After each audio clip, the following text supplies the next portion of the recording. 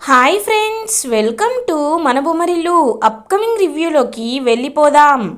శరణ్యని సుశీల రూమ్లోకి తీసుకువెళ్ళి ఇంకా సేఫ్గా కూర్చో అని కావాలని నాటకాలు వేస్తూ ఉంటుంది కదా. అప్పుడే సమీర ఆ సుశీలకి మెసేజ్ చేస్తుంది. నువ్వు బయటికి వచ్చాయని మెసేజ్ చేసేసరికి, అమ్మ ఇప్పుడే మా ఆయన కాల్ చేస్తున్నాడు, ఫోన్ మాట్లాడి వస్తాను అని చెప్పి ఇంకా సుశీల అయితే బయటికి వెళ్ళిపోతుంది. పాపం డిస్కంఫర్ట్గా ఫీల్ అవుతూ ఉంటుంది శరణ్య. ఇది ఇలా ఉండగా ఆనంద భైరవి అనన్య దగ్గరికి వచ్చి గట్టిగా వార్నింగ్ ఇస్తుంది. పిల్ల పిచ్చుక, నువ్వు నా స్థానాన్ని కోరుకుంటున్నావా? నా స్థానంలోకి రావాలనుకుంటున్నావా? ఒక జన్మ కాదు కదా, నువ్వు 100 జన్మలు ఎత్తినా నా స్థానానికి ఎప్పుడూ రాలేవు. ఇంకొకసారి నా స్థాయి తగ్గించాలని చూస్తే నిన్ను బురద గుంటలో ముంచుతా అని గట్టి వార్నింగ్ ఇచ్చి అక్కడి నుండి వెళ్ళిపోతుంది ఆనంద భైరవి. ఇంకా చాలా ఇరిటేటింగ్గా ఫీల్ అవుతూ ఒకవైపు రోహిత్తో తిట్లు తింటూ, ఇటువైపు లీలావతితో తిట్లు తింటూ, ఇటు ఆనంద భైరవి కూడా బెదిరించేసరికి ఏమీ చెయ్యలేని పరిస్థితుల్లో ఉండిపోతుంది అనన్య. ఇది ఇలా ఉండగా ఈవినింగ్ అవుతుంది. లహరి పెళ్లి చూపుల కోసం అందరూ ఏర్పాట్లు చేసుకుంటూ ఉంటారు. రేపు మార్నింగ్ 10 o'clockకి సరోజారావు గారి ఫ్యామిలీ ఇంటికి వస్తుంది. పెళ్లి కూతుర్ని ఫార్మాలిటీకి చూసుకోవాలి. లహరి, రేపు నీకు పెళ్లి చూపులమ్మా, మీ పెద్దమ్మ పెదనాన్న చేతులపైనే నీ పెళ్లి కూడా జరుగుతుంది అని ఆనంద చెప్పేసరికి పాపం లహరి రూమ్లోకి వెళ్ళిపోయి చాలా బాధపడుతూ ఉంటుంది. అప్పుడే ఆ బ్లాక్ మెయిలర్ అయితే లహరికి కాల్ చేసి, నువ్వు ప్రకాష్ ఉన్న ఫోటోలు నేను రేపు పెళ్లి చూపుల్లో అందరికీ చూపిస్తా, అది చూపించాలంటే నువ్వు నా దగ్గరికి రావాలి. 1 hour నీకు టైం ఇస్తున్నాను. నువ్వు నా దగ్గరికి రాకపోతే అప్పుడు నీ పరిస్థితి ఏమవుతుందో నీకే తెలియాలి అని వాడైతే గట్టిగా బెదిరిస్తాడు. పాపం లహరి కుప్ప కూలిపోయి ఏం చేయాలో తెలియని పరిస్థితిలో ఉండిపోతుంది. ఇది ఇలా ఉండగా సమీర పోలీసులకి కాల్ చేస్తుంది.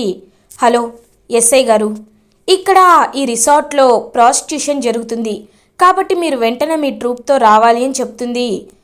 రిసార్ట్ పేరు, లొకేషన్ సెండ్ చేయండి అమ్మా, మేము ఇప్పుడే వస్తున్నాం అని అంటారు ఇన్స్పెక్టర్. ఇంకా సెండ్ చేసిన తర్వాత ఇప్పుడు శరణ్య ఎలా తప్పించుకుంటుందో నేను చూస్తాను.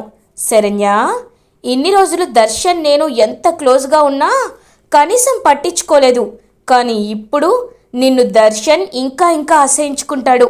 ఈ ఒక్క రీజన్ చాలు నువ్వు జైలుకు వెళ్ళడానికి, నిన్ను అందరూ అసహించుకోవడానికి, ఆ ఆనంద భైరవి నిన్ను అసహించుకొని ఇంట్లో నుండి గెంటేయడానికి. అప్పుడు ఆ ప్లేస్లో నేను కోడలిగా వెళ్తాను. అది నాకు కావాల్సింది. నువ్వు బలవ్వక తప్పదు అని చాలా హ్యాపీగా ఫీల్ అవుతుంది శరణ్య. ఇది ఇలా ఉండగా ఆనంద భైరవి దర్శన్కి కాల్ చేస్తుంది. దర్శన్ కాల్ లిఫ్ట్ చేస్తాడు. హలో అమ్మా అని అంటారు. ఏరా నాన్న, ఎలా ఉన్నావు? అక్కడ మీ జర్నీ ఎలా ఉంది అని అడుగుతారు ఆనంద భైరవి. ఆల్ గుడ్ మా, అంతా బాగుంది అని చెప్తాడు దర్శన్. కావాలనే అబద్ధాలు చెప్తాడు. ఏది, ఒకసారి శరణ్యకి ఫోన్ ఇవ్వు, తనతో మాట్లాడాలనుంది అని అంటారు ఆనంద భైరవి. తను గార్డెన్ చూస్తానని బయటికి వెళ్ళింది మోమ్, తను వచ్చిన వెంటనే కాల్ చేపిస్తాను అని అంటాడు దర్శన్.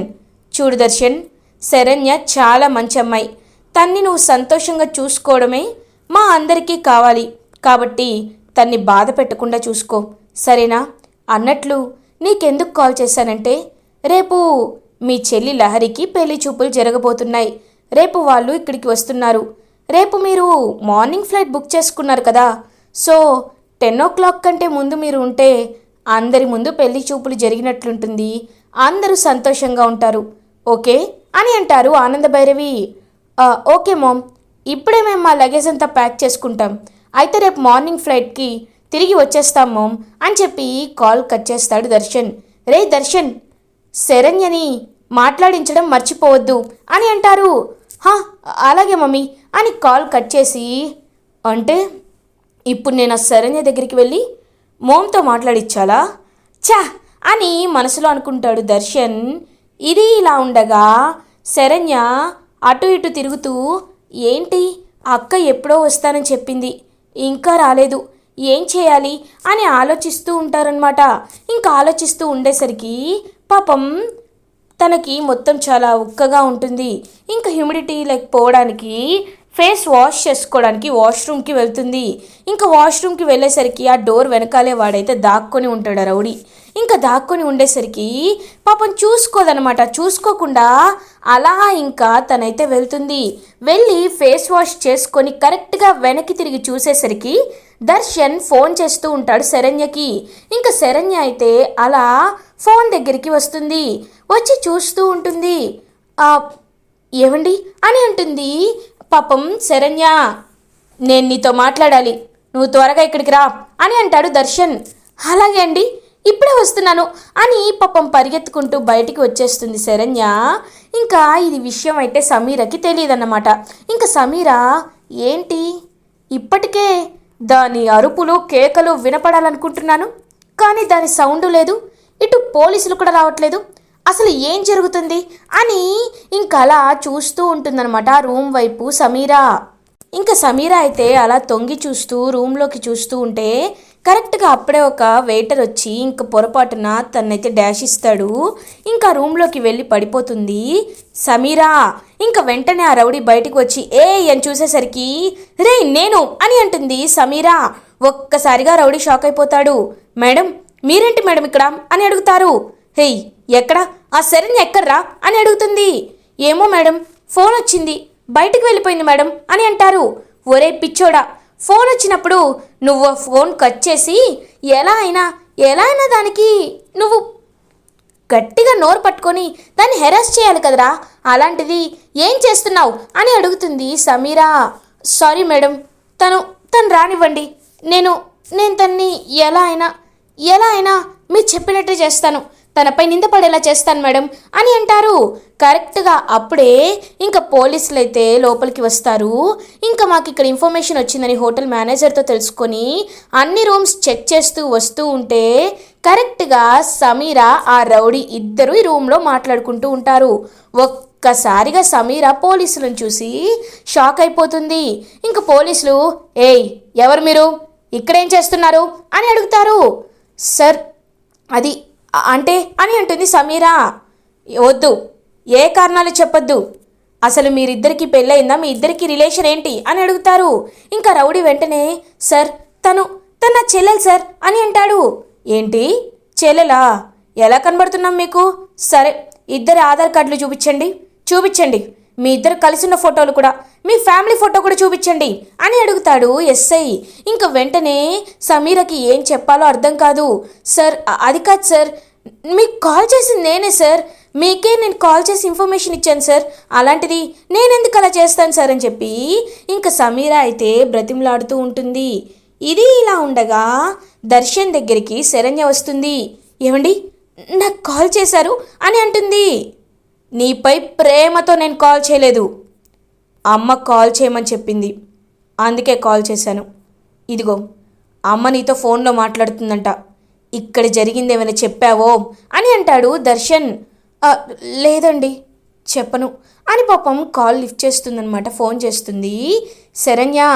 హలో శరణ్య, ఎలా ఉన్నావు, అక్కడంతా కంఫర్టబుల్గానే ఉందా అని అడుగుతారు. ఆనంద పర్లేదు బాగానే ఉంది అత్తయ్య, ఇక్కడ ఆయన నన్ను మహారాణిలా చూస్తున్నారు అని పాపం ఏడుపు బిగ పట్టుకొని చెప్తూ ఉంటుంది శరణ్య నువ్వు ఎవరి కోసం అబద్ధం చెప్పాల్సిన అవసరం లేదు, చెప్పమ్మా, అక్కడ నీకు వాడు ఎలాంటి ఇబ్బంది కలిగించట్లేదు కదా అని అంటారు. లేదత్తయ్యా, నాకు ఇక్కడ ఎలాంటి ఇబ్బంది లేదు, ఈ రిసార్ట్ చాలా బాగుంది, ఇంకొక 2 రోజులు ఉండాలనిపిస్తుంది, కానీ మీరెందుకో కాల్ చేశారంట కదా అని అంటారు. అవునమ్మా, రేపు పొద్దున్నే లహరికి పెళ్లి చూపులు జరుగుతున్నాయి, అందుకే మీకు కాల్ చేశాను అని అంటారు. అవునా, అయితే మేము వెంటనే వచ్చేస్తాం అత్తయ్య అని చెప్పి ఇంకలా ఫోన్ అయితే దర్శన్కి ఇచ్చేస్తుంది. ఇప్పుడు విన్నావా అమ్మా, నా మాట విన్నావా, ఇక్కడ తన్ని బంగారంలా చూసుకుంటున్నాను, సరే మేం బయలుదేరుతాం అని కాల్ కట్ చేసి, చూడు ఇదే విషయాన్ని నువ్వు ఇంటికి వెళ్ళాక కూడా మెయింటైన్ చేయాలి, లేకపోతే అని అంటాడు. చూడండి, నాది మీలా రాతి మనసు కాదు, ఎవరు పడితే వాళ్ళు చెప్పింది నమ్మే మనసు కూడా కాదు. ఇప్పుడు చెప్తున్నాను, మీరు మారేంతవరకు, మీరు నిజం తెలుసుకునేంతవరకు, మీరు హ్యాపీగా ఉండేంతవరకు, నన్ను అర్థం చేసుకునేంతవరకు నేను మీ గురించి, మీరు నన్ను పెడుతున్న బాధ గురించి నేనెవరికీ చెప్పను అని చెప్పి పాపం అక్కడి నుండి వెళ్ళిపోతుంది శరణ్య. ఇంకా అలా దర్శన్ అయితే శరణ్య వైపు చూస్తూ ఉంటాడు. అవును, సమీరా ఎక్కడ అని చెప్పి ఇంకా సమీరా వైపు వెళ్తూ ఉంటే పోలీసులు అయితే తీసుకువెళ్తూ ఉంటారు సమీరని. దర్శన్ అని పిలుస్తుంది సమీరా. ఇన్స్పెక్టర్ ఆగండి, ఏంటి, ఎందుకు తన్ని తీసుకువెళ్తున్నారు అని అడుగుతారు. సార్, ప్రాస్టిట్యూషన్ కేసులో దొరికారు అని అంటారు. వాట్, తను దొరకడం ఏంటి, షీఈ్ మై గర్ల్ ఫ్రెండ్ అని అంటారు. ఏంటి, గర్ల్ ఫ్రెండా అని అంటారు. అదే సార్, తను నా ఫ్రెండ్, నేను ఒక బిజినెస్ పనిపై ఇక్కడికి వచ్చాం, తను ఇలా చేయడం ఏంటి, వీడే తన్ని బలవంతంగా తీసుకువెళ్ళుంటాడు అని దర్శన్ చెప్తాడు. అవును సార్, వీడే నన్ను లాక్కు వెళ్ళాడు సార్ అని ఇంకా నెట్టేస్తుంది సమీరా. ఇంకా రౌడీ అయితే ఒక్కసారిగా షాక్ అయిపోతాడు. ఏరా, ఇలా చేస్తావా అని చెప్పి ఆ రౌడీని బాగా కొట్టి పోలీసులు అయితే అక్కడి తీసుకువెళ్ళిపోతారు. ఇంకా సైగ చేసి నీకు నేను బెయిల్ ఇప్పిస్తానని సైగ చేసి ఇంకా సమీరా అయితే అక్కడి వెళ్ళిపోతుంది. ఏంటి దర్శన్, నువ్వు నన్ను సేవ్ చేస్తావని నేను కల్లో కూడా అనుకోలేదు, thank you so much Darshan అని అంటుంది. ఓకే, రేపు మేము బయలుదేరుతున్నాం అని అంటారు. అదేంటి అప్పుడేనా అని అంటారు. అవును, లహరికి పెళ్లి చూపులంట, అందుకే బయలుదేరాలి అని చెప్తాడు దర్శన్. ఓకే, ఇప్పటికైతే ఈ డోస్ చాలే, తర్వాత ఆ శరణ్య నీకు ఎలా విడాకులు ఇవ్వదో నేను చూస్తాను అని అంటుంది. ఇంకా తనైతే సమీర అయితే ఓకే, నువ్వు కూడా జాగ్రత్తగా రా అని చెప్పి ఇంకా అలా శరణ్య అండ్ దర్శన్ అయితే ఇంకా మార్నింగ్ ఫ్లైట్ కోసం వెయిట్ చేస్తూ ఉంటారు. ఇటువైపు సమీర, అసలు ఎలా ప్లాన్ ఫెయిల్ అయింది, అసలు ఏం జరుగుతుంది, నేను తీసుకున్న గోతులో నేనే పడ్డమేంటి, ఇదంతా ఏంటి అని చెప్పి ఇంకా అలా ఆలోచిస్తూ సమీర అయితే అటు ఇటు తిరుగుతూ ఉంటుంది. అప్పుడే ఆ పని మనిషి సుశీల, ఏమ్మా ప్లాన్ సక్సెస్ అయిందా అని అడుగుతుంది. తొక్క సక్సెస్ అయింది, అంతా అట్టర్ ఫ్లాప్ అయిపోయింది, నీకు పనప్పు చెప్పి ఛీ అని అక్కడి నుండి వెళ్ళిపోతుంది సమీరా. ఇది ఇలా ఉండగా మార్నింగ్ అవుతుంది. ఆనంద భైరవి వాళ్ళ ఇంట్లో సందడి మొదలైపోతుంది. లహరి గురించి అందరూ వెయిట్ చేస్తూ ఉంటారు. ఏంటి, లహరి ఇంకా రాలేదు అని చెప్పి అందరూ ఇంకా వెయిట్ చేస్తూ ఉంటే ఇంకా లహరి అయితే తన రూమ్లో డోర్ లాక్ చేసుకుని ఉంటుంది. లహరి ఏంటమ్మా, అన్నయ్య కూడా వచ్చేశాడు, బయటికి రా అని అంటారు రోహిత్. ఎంతకీ ఇంకైతే తనైతే రారనమాట.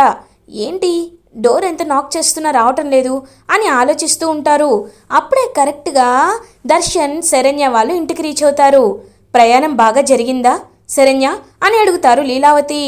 బాగా జరిగింది పెద్దత్తయ్య అని అంటుంది శరణ్య. అప్పుడే కరెక్ట్గా ఇంక రోహిత్ పరుగున కిందికి వస్తారు. పిన్ని లహరి డోర్ ఓపెన్ చేయట్లేదు అని అంటారు. ఏంటి, లహరి డోర్ ఓపెన్ చేయట్లేదా? ఇప్పుడు ఇంకొక హాఫ్ అన్ అవర్లో వాళ్ళు వచ్చేస్తారు, ఏమైందో నిద్రపోతుందేమో అని వెళ్ళి అందరూ డోర్ కొట్టేసరికి ఎంతకీ రాదు.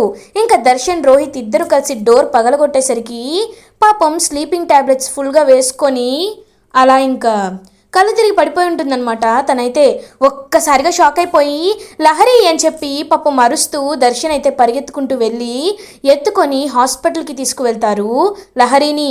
ఇంకా లహరి చేత అదంతా that sleeping tablets all pills అవన్నీ ఇంకా మొత్తం బయటికి తీపించేసి డాక్టర్స్ అయితే ట్రీట్మెంట్ చేస్తూ ఉంటారు. అయినా లహరి ఏంటి ఇలాంటి ప్రయత్నం చేయడం ఏంటిదంతా అని చెప్పి ఇంకా పాపం చాలా బాధపడుతూ ఉంటారనమాట అందరూ. వాళ్ళెవ్వరికీ ఏమీ అర్థం కాదు. అప్పుడే ఇంకా లహరి ట్రీట్ చేసిన డాక్టర్ బయటికి వస్తారు. డాక్టర్, ఇప్పుడు మా చెల్లికి ఎలా ఉంది అని అడుగుతారు Darshan. She's out of danger, ఇంకొక అరగంట మీరు లేట్ చేసుంటే తన ప్రాణాలు పైకి పోయేవి, దేవుడు మీ వైపు ఉన్నాడు, ఇంకొక 5 minutesలో తనకి స్పృహలోకి వస్తుంది, అప్పుడు వెళ్ళి మాట్లాడండి అని చెప్పి డాక్టర్ అక్కడి నుండి వెళ్ళిపోతారు.